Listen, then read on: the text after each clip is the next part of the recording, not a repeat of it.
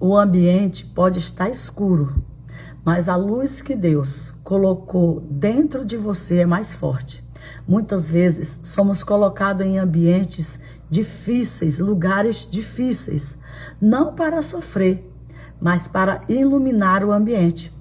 Onde há caos, Deus envia luz. Não apague a sua fé para agradar as trevas.